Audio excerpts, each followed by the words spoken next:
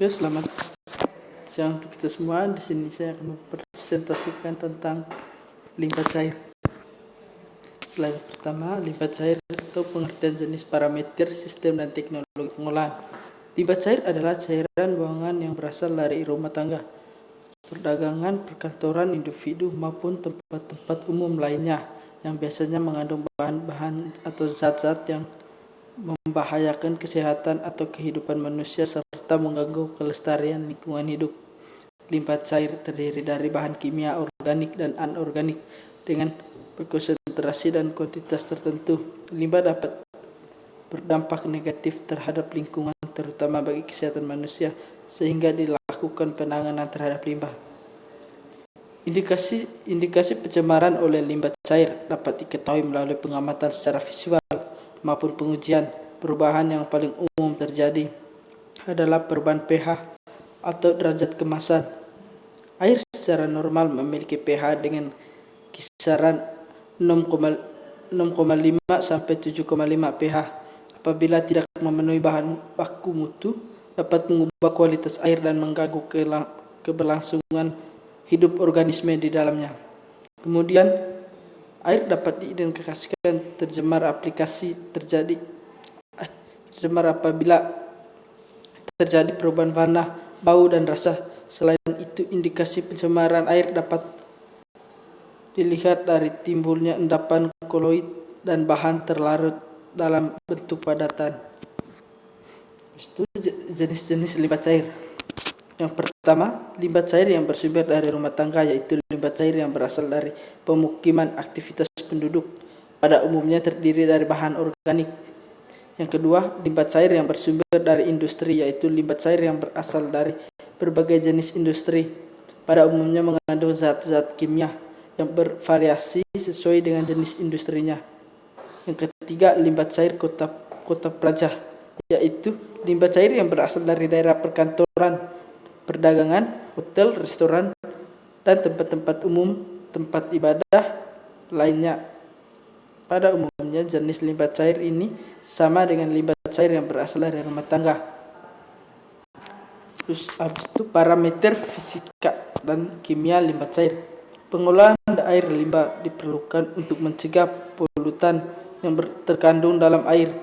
Limbah dapat mengganggu kelangsungan rantai makanan sehingga berpengaruh terhadap kesehatan masyarakat, dan melakukan pengolahan limbah industri terutama limbah cair lebih baik dilakukan analisa terhadap jenis dan karakteristik limbah terlebih dahulu agar bisa dilakukan penanganan dengan efektif dan efisien.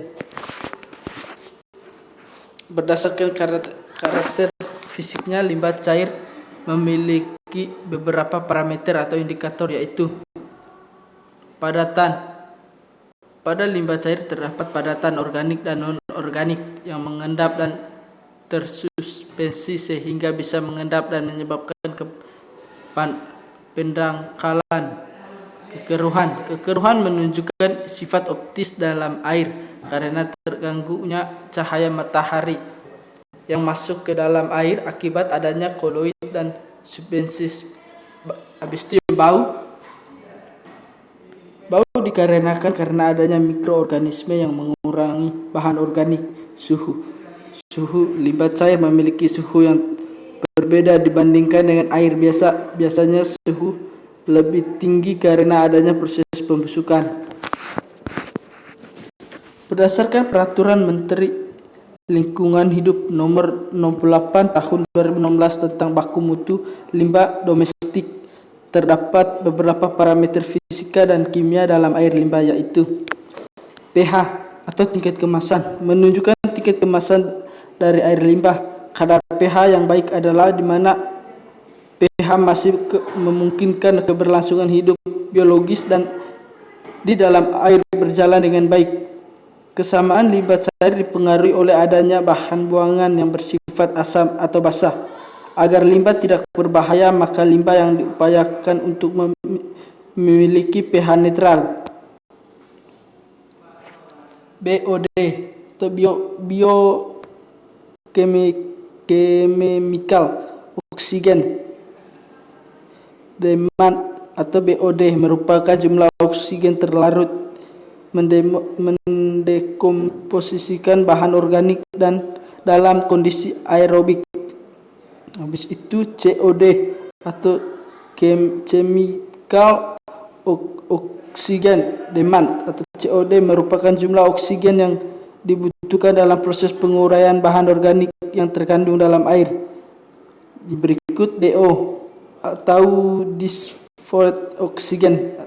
DO atau oksigen terlarut merupakan jumlah oksigen yang terkandung dalam air limbah dalam bentuk molekul oksigen dan bukan dalam bentuk molekul hidrogen atau oksida.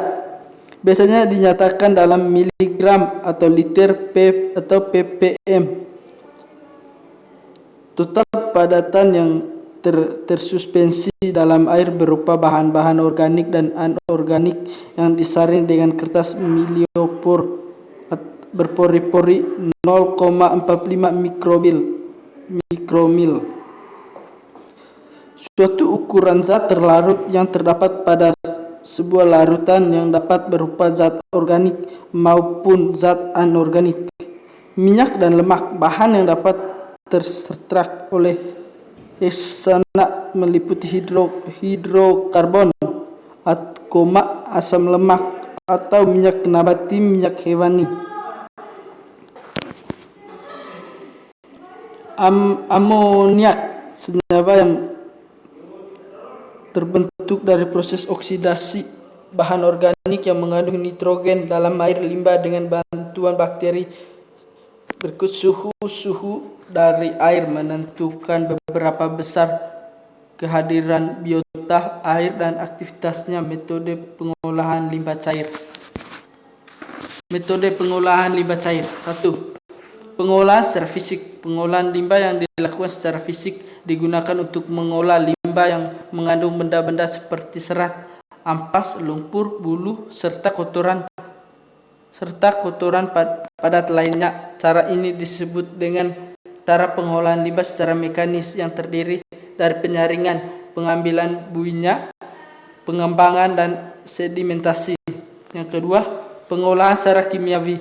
Pengolahan secara kimiawi banyak dilakukan dengan cara penambahan reaksi kimia tertentu yang sesuai dengan karakteristik bahan limbah seperti netralisasi, presipitasi, dan pemisahan.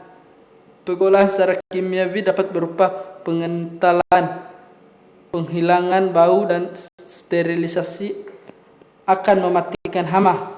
Yang ketiga, pengolahan secara biologi.